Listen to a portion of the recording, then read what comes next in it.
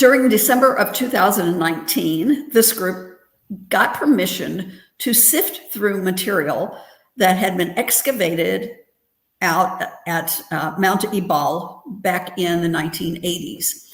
An archaeologist named Adam Zertal had found this site up there that he thought was an ancient altar, and he got permission to excavate there. And during his excavation, he found a rectangular altar. It's about 16 meters across. And as they went down into the center of the altar area, there was a rock wall all the way around it. As it went down in, through the fill in the center of it, they found a circular altar about 2 meters across. And he thought that this was the altar that is spoken about in Joshua chapter 8, that says Joshua built an altar there on Mount Ebal. Now, Mount Ebal and Mount Gerizim are the two mountains where the Jews went shortly after they entered the promised land. 6 of the tribes were on Mount Ebal, 6 were on Mount Gerizim.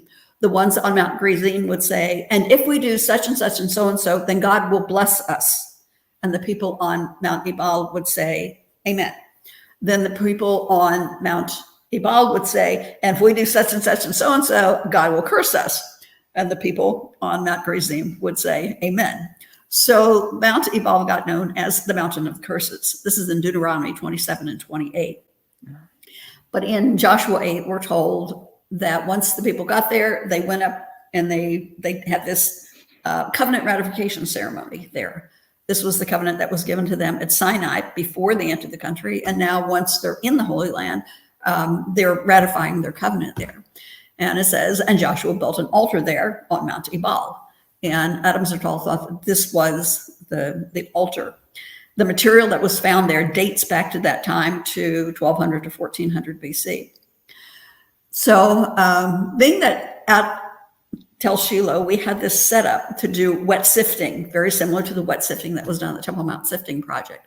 Our director, Scott Stripling, asked the IAA, could we sift through the material that Adam Zertal put into his dump pile? He knew that the material in the from the excavation landed in 3 dump piles, but the material out of the square altar was in what's called the East Dump.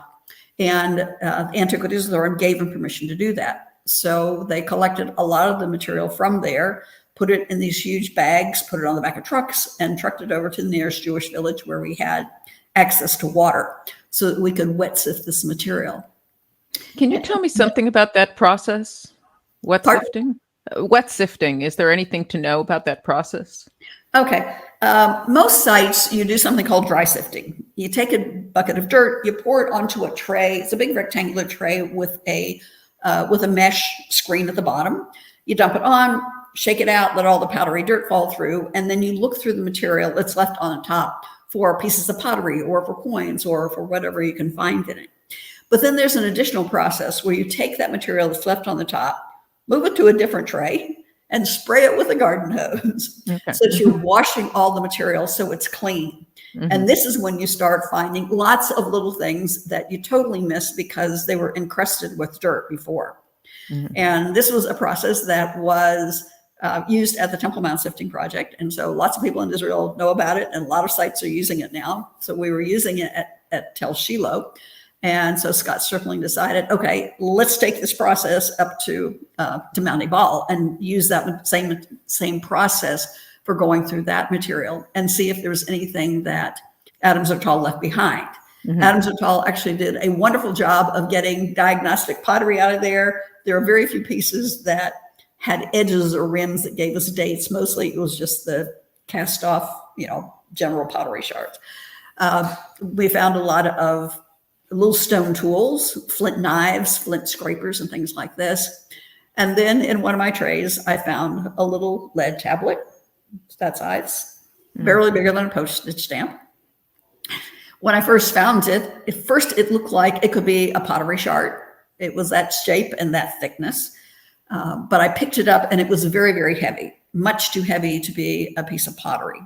And I knew it was lead. I had dealt with lead at other sites, so I knew how lead feels. It's so much heavier than a piece of pottery. It's probably 5 times heavier than a piece of pottery that size. So I washed it off, and I could see on it, we'll do it this way, I could see that it was folded over so that I could see a layer on the top, a fold, and a layer on the bottom. This is really hard to do backwards on the screen. Yeah. It was folded over to a very neat little rectangle. And I washed it off some more. I'm going, okay, it's lead and it's folded over, and this is the tablet. And I know that curse tablets are made out of lead. And here we are on the mountain of curses. Yes. So I called over to Scott Stripling and I said, hey, Scott, I've got something for you. I'm walking over towards him. And he goes, what have you got? And I put out my hand and go, a lead tablet. And of course, he was like, because he realized what it was too. We instantly realized that lead tablets usually have a curse written on them. And it turns out that this was indeed a curse tablet. But it took us 2 years before we could find out what was written in it. There was no way to pry it open. The metal was just, the lead was just too flaky. Thousands of years old. Yeah. A few thousand, a couple thousand years old there. Yeah. So it ended up being sent to an institute in Prague that had the ability to read through lead. They did scanning through lead, something called tomographic scanning. They were able to scan through it, and suddenly letters began appearing on the inside of it. And what showed up inside are 40 letters, and it's equivalent of 23 English words, and it is a curse tablet. And it has word, cursed, cursed, cursed, you will be cursed by God. And it was not like just by God, it was by God, El Yahweh. It was the ancient Hebrew name, the Yud He Vav, that was written in it. In fact, the Yud He Vav name of God is in there twice. And this is the oldest inscription that has been found in Israel, based on where it was found, the pottery in that area, where the lead is from. The lead is from a place in Lorion in Greece, which interesting. quit exporting this kind of lead around the 1200s. So we know it was part of the 1200s. So the material itself, and then the type of lettering. The lettering is not the ancient lettering like you see on Israeli coins. This is a previous type of Hebrew. They're calling it proto-alphabetic or proto-Hebrew script that is on there. So the kind of same alphabet? It's the same alphabet, but the figures are different. Yeah, the figures in it are different. But this alphabet is known from other inscriptions that have been found other places. So epigraphers know this kind of Hebrew, and they know that it is older than the Paleo Hebrew that we see on coins and in inscriptions. But it's the Proto-Hebrew or Proto-alphabetic Hebrew.